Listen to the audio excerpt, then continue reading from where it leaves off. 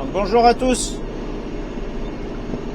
Donc dimanche 26 novembre, je suis dans les semis de blé. Donc si tout va bien, je finis ce soir.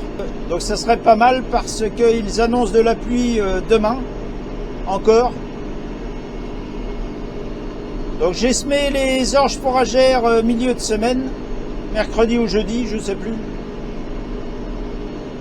Et les blés, j'ai commencé vendredi. Donc là, je suis sur le site le plus loin, donc à 20 km. Donc la terre est humide, mais ça recouvre très bien. Ça fait pas un mauvais travail.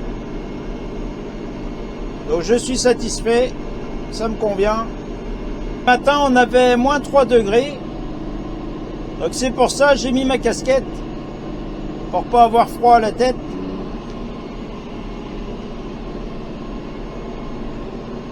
Donc là, mon père est en train de finir de labourer. Il lui reste pas grand chose, 1,5 hectare environ.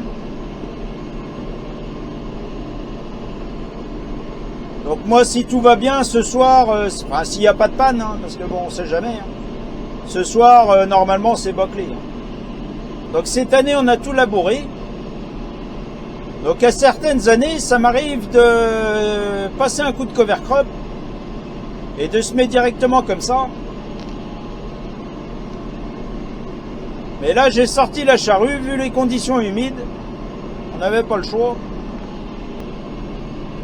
Donc je sème du blé tendre, de variétés Ascot, Géry, Complice, Césario et Prestance, il me semble.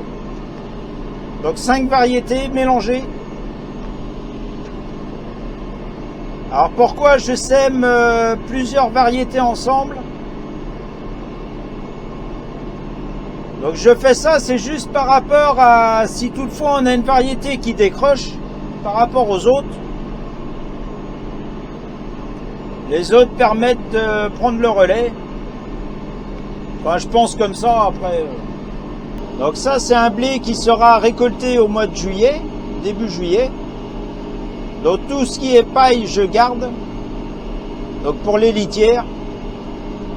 Et éventuellement le surplus, s'il y en a.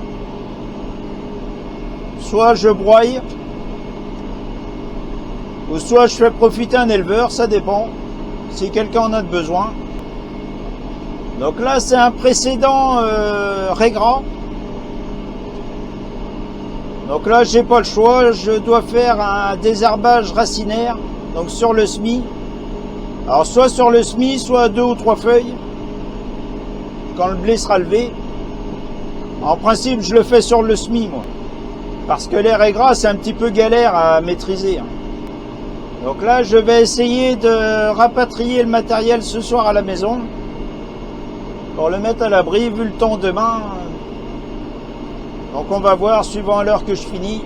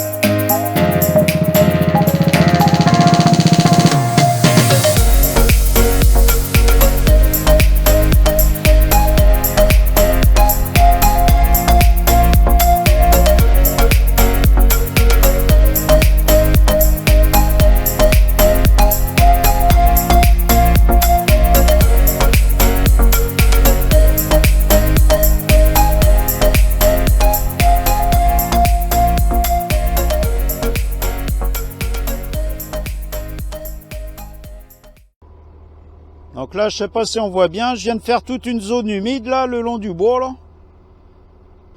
Donc de ce qui se passe, c'est que ça colle au sabot. Et ça peut arriver que ça se bouche. Donc je préfère descendre pour curer tous les socs. Parce qu'il peut arriver que ça fasse une motte de terre là. Et après, le grain reste coincé à l'intérieur. Et ça sème pas. Pour information, le semoir, pendant la pluie, là, j'ai mis 2 phares à LED, là. De chaque côté, j'ai rattrapé tout le jeu, là, partout, là.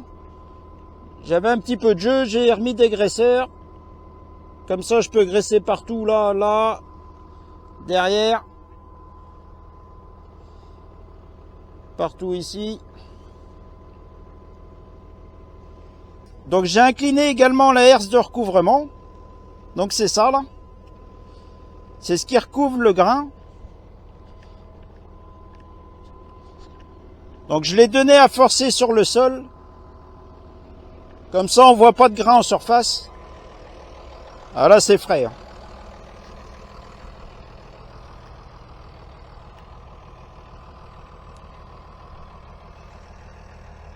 Voilà un petit peu. Hein. Là on est dans la gadoue. Hein. Toute cette face là, il n'y en a pas bien grand. Hein. Allez, il y en a 10 arts là.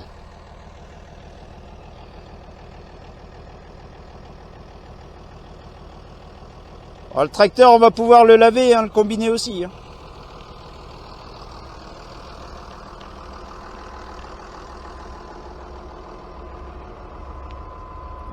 Pour information, je ne sais pas si on le voit, les dents de la herse là.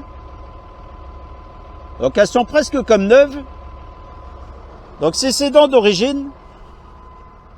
Et ça c'est une herse qu'on a achetée en 2006. Donc c'est pour vous montrer que chez nous, ben, ça use pas. C'est l'avantage.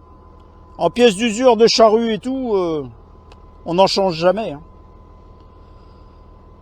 Donc je voulais vous montrer la zone là qui est très humide. Donc sinon tout le reste a été semé dans des conditions très correctes.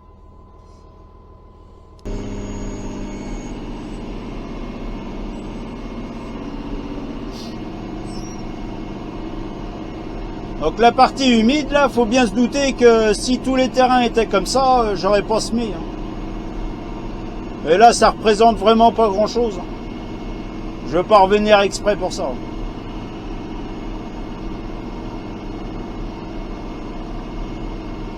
Il y en a 5 ou 10 arts quoi sur la surface.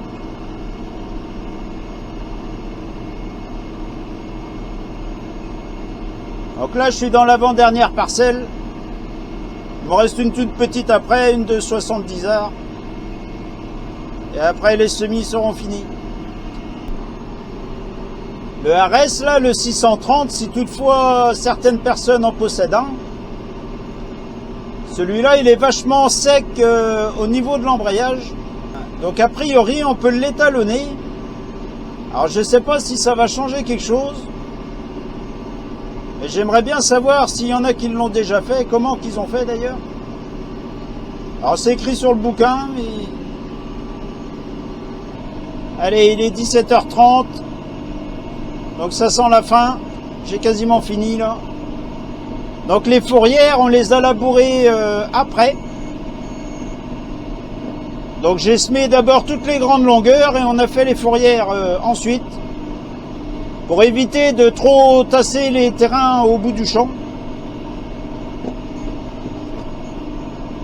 Donc voilà pour ce qui est la petite vidéo des semis 2023. Donc là pour tout ce qui est zone un petit peu humide. Donc j'aurai pas le temps de filmer, il va faire noir. Et je vais faire des rigoles. Donc avec une rigoleuse, on va faire des petites rigoles pour que l'eau s'évacue. Alors je sais pas si on dit des rigoles ou des tranchées, des petites tranchées en fait. La machine ça s'appelle une rigoleuse. C'est pas pour se marrer. Hein. En principe quand on fait ça, c'est pas très bon signe.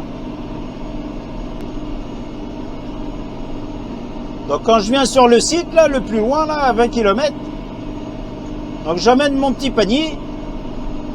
Donc là aujourd'hui j'ai pas arrêté, hein, j'ai mangé en semant.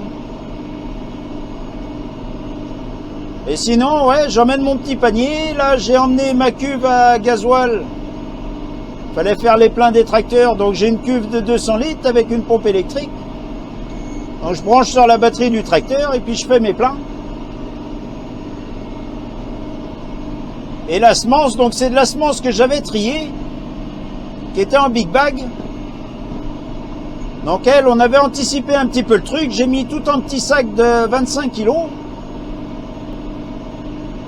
Comme ça, j'ai ramené ça ici avec ma remorque de camion, derrière le camion. C'était plus facile qu'un big bag où il faut que tu reprennes au seau à l'intérieur.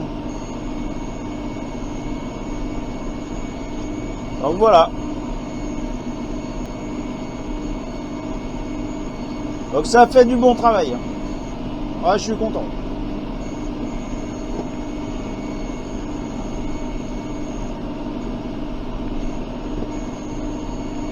Allez, moi je vous dis à bientôt pour de prochaines vidéos. Ciao!